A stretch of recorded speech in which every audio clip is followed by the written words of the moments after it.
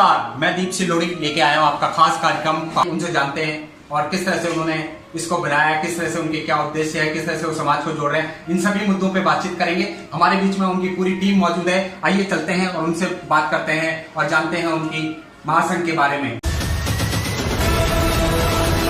मैं आपको बता दें, यहाँ पे कार्यकारिणी की हमारी पूरी टीम मौजूद है और कार्यकारिणी में इनकी टीम में बीडी थपलियाल जी जो कि एक्स प्रेसिडेंट हैं, साथ ही जो है संरक्षक हैं इस महासंघ के, साथ ही हमारे साथ कन्हैयालाल नोटियाल जी भी मौजूद हैं जो कि अभी कोऑर्डिनेटर हैं, चीफ कोऑर्डिनेटर। साथ ही हमारे पास जो है यहाँ पे उमेश सती जी हैं जो गवर्नर है, प्रवक्ता हैं महासंघ के। साथ ही हमारे साथ पूरन सिंह रावत जी हैं जो कि कोषाध्यक्ष है। साथ ही हमारे साथ कार्यकारिणी के रघुवीर सिंह कठेत जी मौजूद हैं, साथ ही एस रावत जी भी मौजूद है। पूरी कार्यकारिणी आप देख सकते हैं यहाँ पे मौजूद है और इनसे जानेंगे हम कि किस तरह से इन्होंने उत्तराखंड पर्वतीय समाज जन कल्याण महासंघ बनाया, क्या उद्देश्य थे इनके और किस तरह से ये देवली विधानसभा में समाज को एकजुट कर रहे हैं। इन सभी मुद्दों पर जो है रैंक कॉलोनी में पहुंची है। आइए जानते हैं उनसे और करते हैं अपने कार्यक्रम की शुरुआत।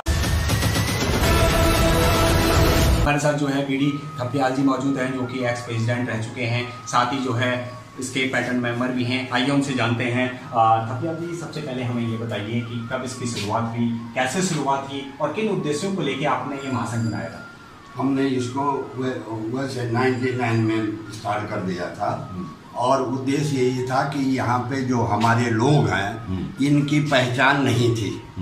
हमने मीटिंग करके लोगों को बुला के जगह जगह मीटिंग बुला के उनको ये कहा भाई कि ये जो हमारी छोटी संस्थाएं हैं हम इनको सब मर्ज करके महासंघ बनाते हैं और महासंघ के बैनर के तले हम लड़ेंगे।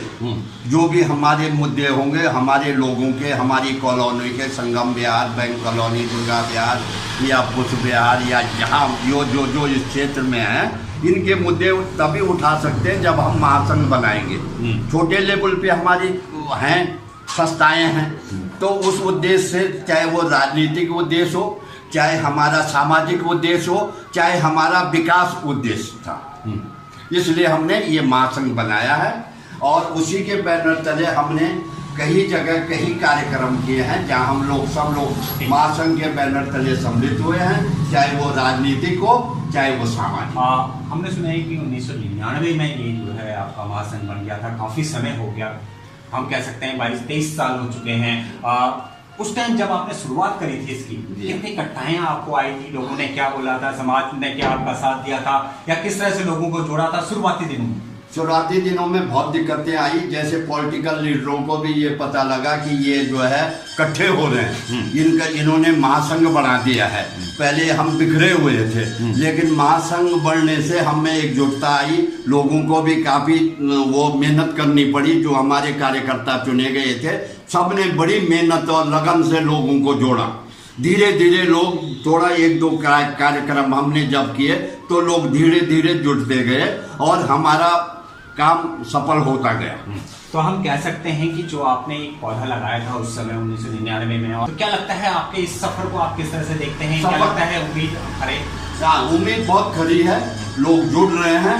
थोड़ा सा कुछ कोरोना की वजह से या कुछ व्यक्तिगत कठिनाइयों की वजह से थोड़ा वो होता गया, लेकिन फिर भी चलता रहा। और अभी भी हमारा उद्देश्य ये है कि हमारे को एक पहचान मिले यहाँ पे। ये नहीं कि हम जो है हर कम्युनिटी को, हर उसको जो है पॉलिटिकल लोग भी या सामाजिक लोग भी इग्नोर करते हैं। तो हमारी अगर यूनिटी होगी तो हमने नहीं देखा तो हमारे बच्चों के लिए कुछ रास्ते खुलेंगे। यानी आप कह रहे हैं कि जो आपने पौधा लगाया था आज जो है वो फूल बन चुका है और लगातार समाज की सेवा कर रहा है और निरंतर जो है इसीलिए आगे भी सेवा करता रहेगा, बराबर सेवा करता रहेगा। लोग जुड़ रहे हैं, योगदान भी कर रहे हैं, डोनेशन भी देते हैं लोग इस कार्यक्रमों को। ये को हमारे पास कोई ऐसा फंड नहीं है, लोग हमारी पब्लिक भी हमको फंड देती है, उसी फंड से हम कार्यक्रम करते हैं। तो आप देख सकते हैं कि बीडी थपलियाल जी का साफ कहना है कि जिस तरह से महासंघ देवली विधानसभा में काम कर रहा है, दिल्ली एनसीआर में भी जो है समाज को एकजुट कर रहा है और खासतौर से देवली विधानसभा की हम बात करें तो यहाँ निरंतर वो जो है अपने समाज को जोड़ रहे हैं। उनकी हर समस्याओं में जो है महासंघ फ्रंट पे खड़ा रहता है। आइए और भी कुछ लोगों से और बात करते हैं। हम पर्वतीय समाज जन कल्याण महासंघ के मुख्य संयोजक हमारे बीच में मौजूद है कन्हैयालाल नोटियाल जी। आइए उनसे जानते हैं किस तरह से वो अपनी महासंघ को चला रहे हैं और कितना सपोर्ट उनको समाज का मिलता है, क्या क्या उद्देश्य उनके हैं और किस तरह से ये जो है देवली विधानसभा में इसको आगे बढ़ा रहे हैं। जैसे कि थपलियाल जी ने बताया कि 1999 में हमारा महासंघ का उदय हुआ, जिसके पीछे हमारे चेतराम शर्मा जी का बहुत बड़ा योगदान रहा। मैं आभारी हूँ चेतराम शर्मा जी का, जिन्होंने हमें ये रास्ता दिखाया और हम इस पे बहुत अच्छे तरीके से इस पे उत्तीर्ण हुए। और जहाँ तक इस संघ का अर्थ है, इसमें हमने छोटी छोटी संस्थाओं को जोड़ा जो हमारी देवली विधानसभा में लगती हैं। जैसे दक्षिणपुरी से उस टाइम पुष्प विहार था, पुष्प विहार से, तिगड़ी से, Sangam Vihar L Block, K Block, L first, Durga Vihar, Devli, Raju Park, Jawahar Park, Krishna Park और देवली। और बहुत सहयोग मिला। जब जब हमें ज़रूरत पड़ी लोगों ने हमें बहुत अपना सहयोग दिया। शुरू में हमें थोड़ा दिक्कत आई, लेकिन जैसे कि मैंने आपको बताया कि चेतराम शर्मा जी का बहुत बड़ा योगदान है। उनके बताए हुए रास्तों पे आगे चले हम, और आज भी हम उनको उसी नजरिए से देखते हैं। उनका आभार हमेशा रहेगा। जिस तरह से एक नई पहल की गई थी, क्योंकि दिल्ली एनसीआर में संस्थाएं काफ़ी सारी हैं, लेकिन एकजुट करने की पहल ये महासंघ द्वारा की गई। और कहीं ना कहीं क्या लगता है आपको कि जिस तरह से प्रगति आपकी ये महासंघ बनी, उसमें कितने लोग जो और संस्थाएं आपके साथ जुड़ी, उनका कितना कॉपरेट आपको रहा? नहीं, बहुत बहुत सहयोग रहा, क्योंकि हमारे पास छोटी छोटी संस्थाएं हैं। और जब हम उनके पदाधिकारियों से मिले तो उन्होंने कहा कि संघ जो है वो हमारे लिए ज़्यादा उच्चतम रहेगा, और सबका सहयोग मिला। किसी ने किसी किस्म की कोई ऐसी बाधाएं उत्पन्न नहीं की। हमारे समाज के लोग बहुत बुद्धिजीवी हैं और उनका हमेशा हर तरीके से सहयोग मिला। तो क्या लगता है कि महासंघ बनाने के बाद उन संस्थाओं को आप क्या आश्वासन देते हैं? किस तरह से वो आपसे जुड़ती हैं, या उनके लिए आप किस तरह से मदद के लिए हर वक्त तैयार रहते हैं? क्या आपका उद्देश्य रहा कि उन सबको जोड़ने के बाद और उनकी हर समस्याओं को हल करते हैं आप लोग? हाँ, हमारा पूरा प्रयास रहता है, क्योंकि जब छोटी छोटी संस्थाएं उस क्षेत्र के आधार पर बनती हैं, वो अपने कार्यक्रमों के लिए, अपनी सुविधाओं के लिए उन्होंने अपना संगठन बनाया। तो हम लोग पूरा प्रयास करते हैं कि उनको वहाँ पे सहयोग दें। जिस तरह से जो है आज दिल्ली में जो है लाखों की संख्या में उत्तराखंड प्रवासी समाज रहता है, कहते हैं कि 40 लाख से भी ऊपर उत्तराखंडी संस्थाएं चली गई हैं। उत्तराखंडी प्रवासी समाज रह रहा है यहाँ पे, उनकी भागीदारी भी बहुत ज़्यादा है। हर क्षेत्र में उनकी भागीदारी है, चाहे संस्कृति के क्षेत्र में लगाओ, समाज के क्षेत्र में लगाओ, चाहे राजनीति के क्षेत्र में लगाओ। तो महासंघ का क्या उद्देश्य है, किस तरह से उनको जोड़ती है, किस तरह से उनके लिए हर वक्त खड़ी रहती है, उसके बारे में? हाँ, हमारा प्रयास है, जैसे कि आपने कहा कि सामाजिक तौर पर, राजनीतिक तौर पर हमारा सहयोग हर जगह अपने लोगों के लिए खड़ा है। हम लोग तत्पर रहते हैं। जैसे कि हमारे क्षेत्र में बहन माया बिष्ट, इनको टिकट मिला भाजपा से, तो हमारे संगठन ने पूरा सहयोग किया, तन मन धन से उनके साथ लगे। लेकिन उसके बाद हमने उनके साथ कोई ऐसा वो नहीं रखा, पर हाँ, जहाँ हम उनको बुलाते थे वो हमारे को पूरा कोऑपरेट करते हैं। यानी हम कह सकते हैं कि जहाँ जहाँ उत्तराखंड समाज की बात होगी, उत्तराखंड समाज का जहाँ भी प्रतिनिधित्व होगा, महासंघ उसका पूरा साथ देता है, चाहे वो किसी भी पार्टी से हो। बिल्कुल बिल्कुल। हम तो जहाँ भी उत्तराखंड समाज से जो भी सदस्य है, तो राजनीतिक तौर पर, सामाजिक तौर पर अगर सहयोग चाहिए होगा तो हम तत्पर रहते हैं। विशेषकर किसी भी पार्टी से अगर उत्तराखंड समाज के व्यक्ति को टिकट मिलता है तो हम उनके साथ हमेशा खड़े रहेंगे। कोषाध्यक्ष पूरनचंद रावत जी भी मौजूद हैं। आइए उनसे जानते हैं कि किस तरह से वो सांस्कृतिक कार्यक्रमों के द्वारा अपने समाज को एकजुट कर रहे हैं, अपनी संस्कृति का प्रचार प्रसार कर रहे हैं, और देवली विधानसभा में उनकी क्या क्या एक्टिविटी चल रही है। रावत जी, सबसे पहले आप ये बताइए किस तरह से एक्टिविटी आपकी जो है देवली विधानसभा में चल रही है और किस तरह से देखते हैं हम? धन्यवाद। हम लोग पिछले कई सालों से सांस्कृतिक हो, राजनीतिक हो, सामाजिक हो, अपनी संस्था द्वारा लगातार इस पर काम किए जा रहे हैं, और भविष्य में भी इसी तरीके से और बढ़ चढ़कर काम करेंगे।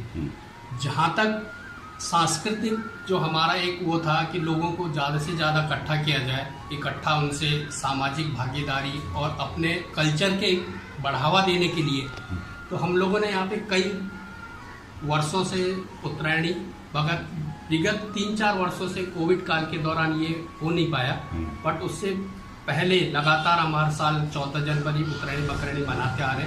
पहले दिल्ली सरकार ने हमें 1-2 बार फंड्स दिए थे, बट बाद में उनकी इतनी ज़्यादा वो हो गई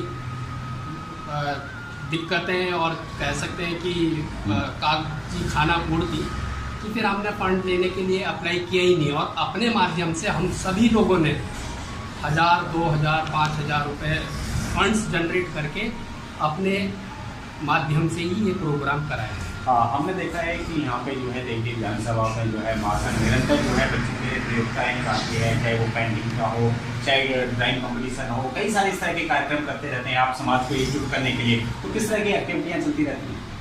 हमारे संगठन महासंघ द्वारा और जो और भी क्षेत्रीय संगठन है, हर वर्ष या किसी कुछ समय पर हम लोग ड्राइंग कंपटीशन, जनरल नॉलेज का कंपटीशन, महिला दिवस, इन सब चीज़ को अपने स्तर पे, चाहे वो महासंघ के साथ मिलकर के हो, और ज़्यादातर हम जो बड़े प्रोग्राम हैं वो महासंघ के साथ मिलकर के करते हैं, ताकि क्षेत्र में ज़्यादा से ज़्यादा लोगों की भागीदारी हो सके। हमने देखा कि आप जब सांस्कृतिक कार्यक्रम होते हैं तो क्षेत्रीय बच्चों को भी जो है प्रोत्साहित करते हैं, उनकी क्लासेस देते हैं, उनको डांस सिखाते हैं, साथ ही उनको भी मंच देते हैं आप लोग। तो क्या लगता है कि उत्तराखंड का युवा अपनी संस्कृति के लिए कितना आगे आ रहा है और कितना जागरूक है? सिलोडी जी, हम पिछले कुछ प्रोग्रामों से, पिछले विगत 3-4 जो कार्यक्रम उत्तरायणी मकरैनी के हुए हैं, उसमें से अपने बच्चों को ही प्रमोट करने की कोशिश कर रहे हैं, ताकि समाज में वो ये सीख सके कि हमारी बोली, भाषा और हमारा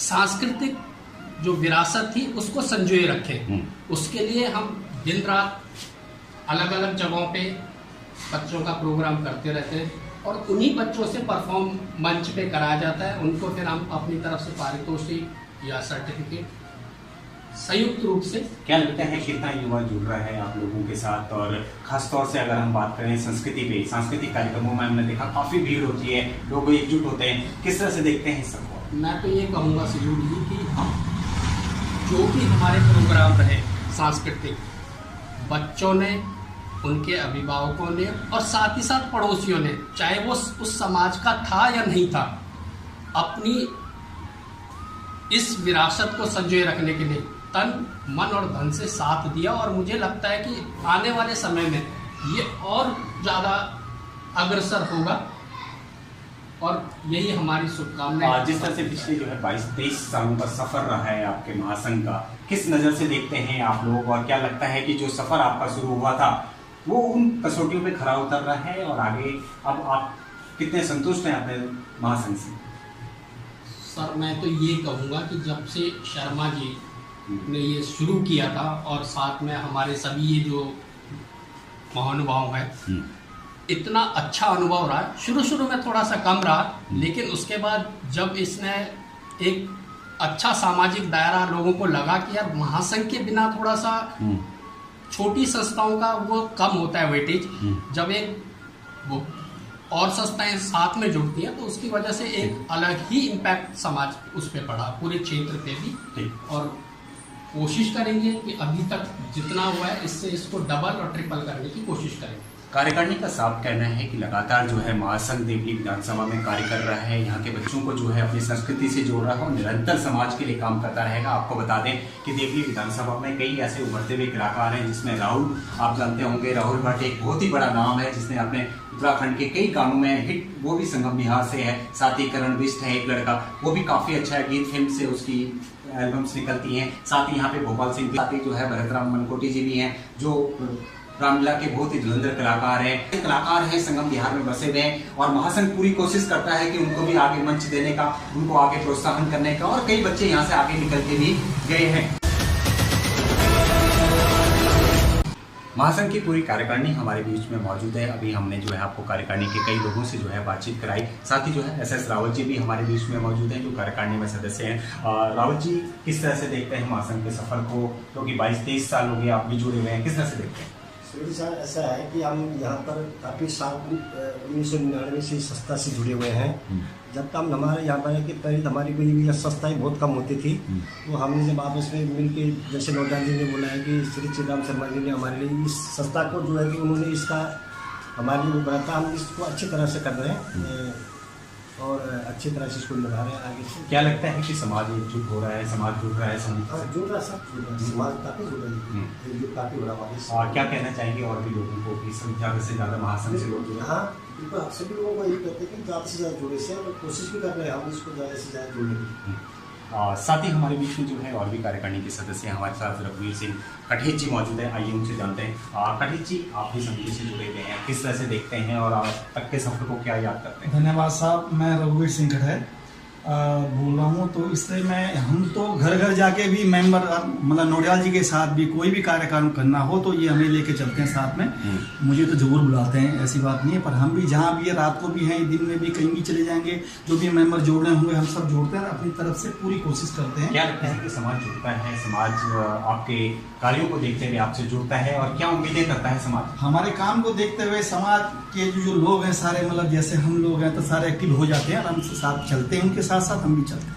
और महासंघ की कितनी जरूरत है आपको लगता है, क्योंकि देवली विधानसभा में आप लोगों ने बनाया, सारी संस्थाएं एकजुट हुई हैं, इसके साथ कितना फायदा मिलता है एकजुट होने में? एकजुट होने पे सर बहुत फायदा मिलता है। सारे लोग अगर जुट होके चलते हैं तो सारे कार्य का जितने भी कार्य होते हैं सारे आराम से हो जाते हैं। अगर 10 आदमी भी हम कहीं भी जाते हैं, मेंबर बिजली के दफ्तर हो या पानी के दफ्तर हो, तो हमारा काम जो है सॉल्व हो जाता है। यानी महासंघ जो है आपकी आवाज को निरंतर उठाता रहता है और देवली विधानसभा में एकजुट होकर समाज के साथ खड़ा। बिल्कुल सर। तो आपने देखा कि कार्यकारिणी के सभी सदस्यों का कहना है कि महासंघ जो है पूरी तरह से धरातल पे काम कर रहा है, समाज के लिए काम कर रहा है और साथ ही राजनीतिक, सामाजिक और सांस्कृतिक क्षेत्र में जो है अपनी प्रतिभागिता को, अपनी भागीदारी को पूरी तरह से निभा रहा है। महासंघ के प्रवक्ता हमारे बीच में मौजूद हैं उमेश चंद सती जी। आइए उनसे जानते हैं कि किस तरह से ये समाज के मुद्दों पे जो है काम कर रहे हैं और महासंघ कितनी अपनी भागीदारी को निभाता है। सती जी, किस तरह से आप लोग जो है उत्तराखंड समाज को एकजुट कर रहे हैं और खासतौर पर क्या लगता है दिल्ली एनसीआर में जो मुद्दे उठते हैं उसमें आपका कितना योगदान रहता है? और जो हमारा महासंघ है बनने के समय से हर मुद्दों पे भागीदारी करता रहा है, और शुरू में किरण नेगी वाला मुद्दा हो और चाहे हजारे जी वाला मुद्दा हो और चाहे क्षेत्र के पानी के विषय का मुद्दा हो, चाहे गढ़वाली कुमाऊनी के लाते का मुद्दा हो, और चाहे हमारे समाज के किसी व्यक्ति की वो हत्या हो और समाज को एकजुट करने का विषय हो, हमारा महासंघ हर मुद्दे पर आगे बढ़ चढ़ कर सक्रिय रूप से योगदान करता है। जिस तरह से हमने देखा है कि महासंघ जो है देवली विधानसभा में खासतौर से लोगों को एकजुट कर रहा है, क्या लगता है कि कितना सफल हो पाया है अपने ये 23 साल के सफर में? प्रारंभ से ही रही हैं और अभी भी हम जब कार्य में हम पूरी तरह से लगे हुए हैं। ये बात अवश्य है कि हम अपने जिस कार्य को शुरू किया था वो उसके मुकाम तक नहीं पहुंच पाए हैं। उस वहां तक नहीं पहुंचने की कई वजह हो सकती हैं, लेकिन उन वजहों के बावजूद भी आज भी हमारा महासंघ उत्तराखंड समाज को एकजुट करने के लिए सक्रिय रूप से। हमने देखा कि संगम बिहार में जब किसी उत्तराखंड समाज पे आपदा आती है या किसी पे कोई दिक्कत आती है, आप लोग जो है पूरा उसका समर्थन करते हैं, पूरा उसका साथ देते हैं। क्या लगता है कि आप लोगों के दिलों पे जो है अपनी एक पहचान बना चुके हैं या महासंघ अभी और आगे उसको काम करना है जिससे कि और भी ज्यादा लोग जुड़ सकें? जो हमारा क्षेत्र है, हमारे क्षेत्र के अंदर जो भी किसी उत्तराखंड समाज के व्यक्ति पर आपदा आती है, हम उस आपदा में हमेशा से ही फ्रंट पे आके अपना योगदान देते रहे हैं। हमने कभी ये नहीं सोचा कि हम काम कर रहे हैं, लोगों के लिए लड़ रहे हैं तो बदले में वो भी हमें सपोर्ट करें, सहयोग करें। हमारी ऐसी मंशा नहीं रही कि वो भी करें। हम अपना कर्म कर रहे हैं, पूरे दिल से कर रहे हैं और पूरे जी जान से कर रहे हैं, और साथ में उम्मीद रखते हैं कि हमारी गतिविधियों को जो पूरा समाज देख रहा है वो उसमें हमारे कार्यक्रमों में, गतिविधियों में वो अपना योगदान देता रहेगा। जिस तरह से आप लोग जो है दिल्ली एनसीआर में रह रहे उत्तराखंडी समाज के हर मुद्दे पे अपनी भागीदारी निभाते हैं, चाहे वो किरण नेगी का हो, चाहे गढ़वाली बोली भाषा का हो, चाहे गौ माता को राष्ट्रमाता का मुहिम हो, चाहे पानी के लिए आप आंदोलन छेड़ रहे हो, चाहे आप कई सारे इस तरह के मुद्दे हैं संस्कृति को लेकर उत्तराखंडी मकरैनी को जो है वहाँ पर घोषित करने के लिए। तो क्या लगता है आप दिल्ली एनसीआर की जितनी भी संस्थाएं उनके साथ खड़े हैं और जब इस तरह के उत्तराखंड समाज पे कोई भी बात आती है तो आप भी उनका साथ देंगे? आपने देखा होगा कि दिल्ली के अंदर जो भी हमारे उत्तराखंड समाज की जो भी गतिविधियां हैं, मुद्दे हैं, आंदोलन है, हमारा महासंघ इस क्षेत्र में सभी संस्थाओं के साथ तालमेल बनाकर उन मुद्दों पे बिल्कुल सामने आके अपना योगदान देता रहा है। फिर से एक बारी जो है थपलियाल जी से हम जानना चाहेंगे कि जिस तरह से इनका महासंघ काम कर रहा है ये क्या शुभकामनाएं देंगे? सर, जिस तरह से आपका महासंघ काम कर रहा है देवली विधानसभा में, क्या लगता है कि अब इसका दिल्ली एनसीआर में भी विस्तार होना चाहिए और नई कार्यकारिणी को आप क्या संदेश देना चाहेंगे? विस्तार तो ज़रूर होना चाहिए, लगे हुए भी हैं, कोशिश कर रहे हैं कि विस्तार हो। और महासंघ जब तक काम अच्छा करेगा तो पब्लिक ऑटोमेटिक ही जुड़ जाएगी।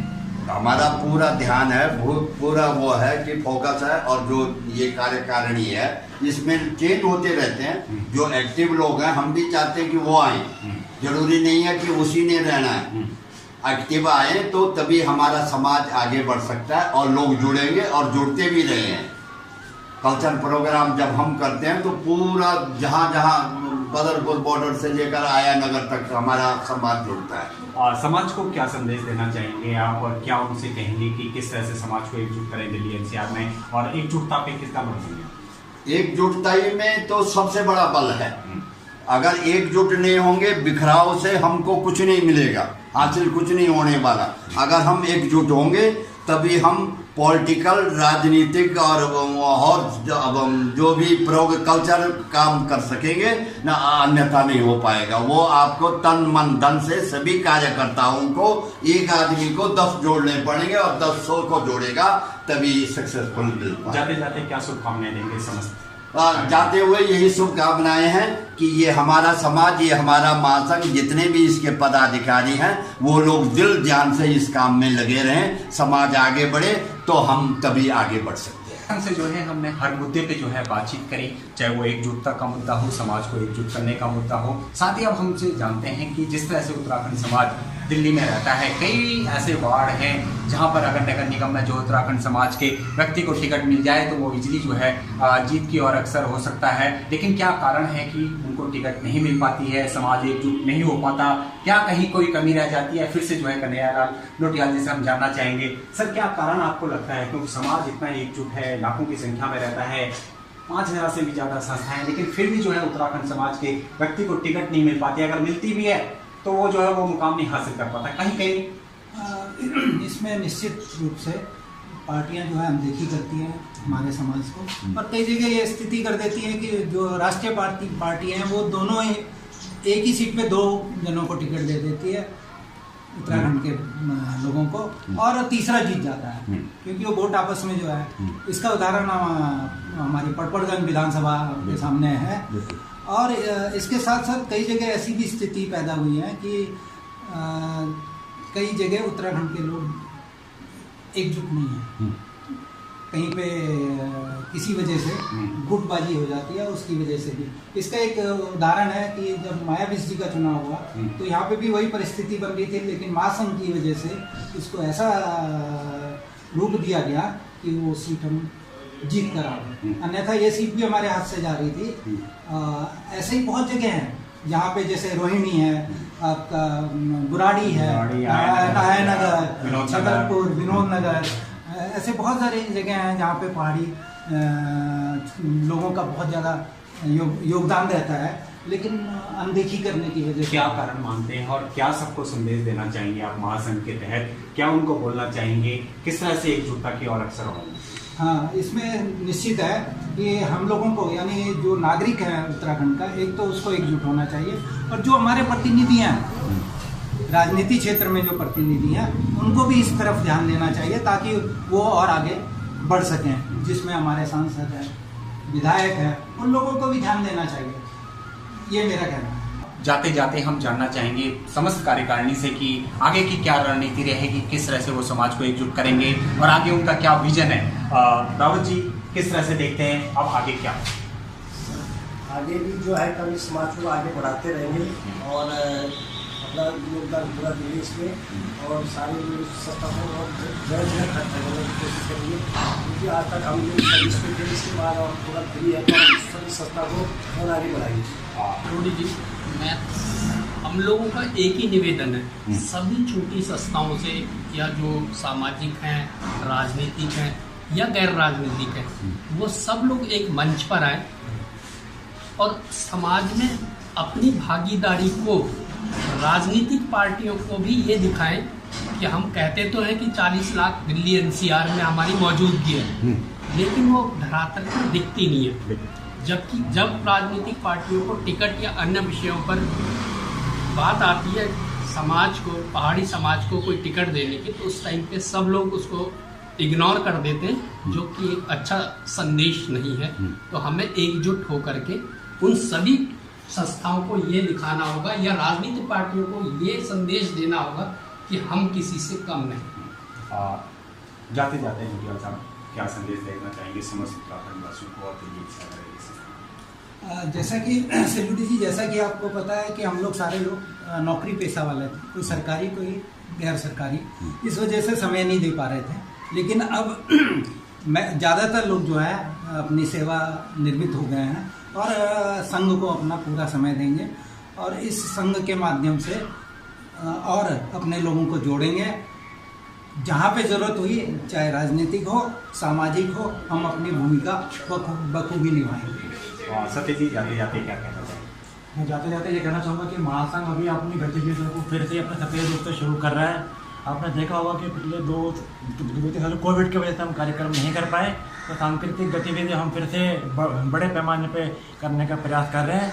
और मैं ये बात भी आपसे कहना चाहूँगा कि राजनीतिक भागीदारी की जो बात है, आपने देखा होगा कि हमारे देश विधानसभा में वार्ड से हमारी बहन मायावती जी पार्षद रही हैं, बहुत ही अच्छा उन्होंने काम किया है। और जो MCD की जो परिसीमन को लेकर जो नया परिदृश्य बना है, तो उसमें ये भी है कि जो वार्ड बड़े हो सकते हैं, लेकिन हम ये मान के चल रहे हैं कि वार्ड बड़ा भले ही हो जाए, तो मायावती जी की जो यहाँ से विजयश्री निश्चित हम मान के चलते हैं, उसमें महासंघ को और सक्रिय रूप से कार्य करने की ज़रूरत है और सक्रिय रूप से मिलकर समाज जहाँ एकजुट होगा, मायावती जी आगे बढ़ें, पूरा समाज उन्हें सपोर्ट करे और जो आने वाले टाइम में MCD जिस भी रूप में सामने आती हैं, वे उसमें अच्छी जिम्मेदारी लेके आ रहे हैं। कढ़े जी, आप भी क्या कहना चाहेंगे? जाते जाते जो है पूरे महासंघ का क्या संदेश आप जो है जनता को देना चाहेंगे और समाज को? सिलोड़ी जी, ऐसा है कि यहाँ पर सब हम जितने भी हैं, बैंक वाले जितने भी हैं, मतलब सारे रिटायरमेंट आदमी हैं, जितने भी हैं 15-20 साल में रिटायर हो चुके हैं। उसके बाद हमारे पास टाइम ही टाइम है, ऐसे कोई दिक्कत वाली बात नहीं है। जितने भी हैं, आप रात को 12 बजे कोई बुलाए, हम बिल्कुल कॉल पे तैयार होते हैं और अपने काम करने में निष्पक्ष तौर पर पूरी भावना उनके साथ में लगे रहते हैं। उत्तराखंड समाज एकजुटता की और अक्सर हो रहा है दिल्ली NCR में, उनको भी बड़ा गर्व होता है जिस तरह से उत्तराखंड के हमारे जनप्रतिनिधि अच्छा काम कर रहे हैं दिल्ली NCR में। समाज निरंतर उनका साथ देता रहेगा और आगे भी जब जब जरूरत पड़ेगी, महासंघ जो है पूरी तरह से उनके साथ खड़ा है और निरंतर कार्य करता रहेगा, उत्तराखंड समाज को एकजुट करता रहेगा, अपनी बोली भाषा के लिए काम करता रहेगा और कोशिश करेगा कि उत्तराखंड समाज को जो है ज्यादा से ज्यादा जो है महासंघ में जोड़ के उनकी एकजुटता और एकमुटता को जो है आगे बढ़ाने में काम करेगा। उत्तराखंड पर्वतीय समाज जन कल्याण समिति के महासंघ के कार्यकर्ताओं से मिलाया, कार्यकारिणी से मिलाया और इनका साफ कहना है कि ये निरंतर जो है उत्तराखंड समाज के लिए काम करते रहेंगे। उत्तराखंड समाज को एकजुट और एकमुट करने के लिए पूरी टीम तैयार है और दिल्ली विधानसभा के साथ साथ अब ये चाहते हैं कि दिल्ली NCR में भी जो है महासंघ की ब्रांच खोली जाए, लोगों को एकजुट किया जाए, अपनी संस्कृति से रूबरू कराया जाए और एक अच्छा कदम है, क्योंकि जिस तरह से दिल्ली NCR में 35-40 लाख से भी ज्यादा उत्तराखंडी समाज रहता है, अगर इस तरह की पहल होंगी तो काफी कारगर साबित होंगी, खासतौर से राजनीतिक क्षेत्र में जिस तरह से हमारे लोग आ रहे हैं, काफी उनके लिए फायदा होगा। उम्मीद करते हैं कि आज आपने महासंघ के बारे में बात सुनी होगी, महासंघ के कार्यों के बारे में आपको जानकारी मिली होगी। अगले कार्यक्रम में फिर हम किसी और समिति से या किसी और उत्तराखंड के गणमान्य व्यक्ति से जो है आपकी बातचीत कराएंगे। मेरे सहयोगी मनोज कोठारी और दीप सिलोड़ी को दीजिए इजाजत।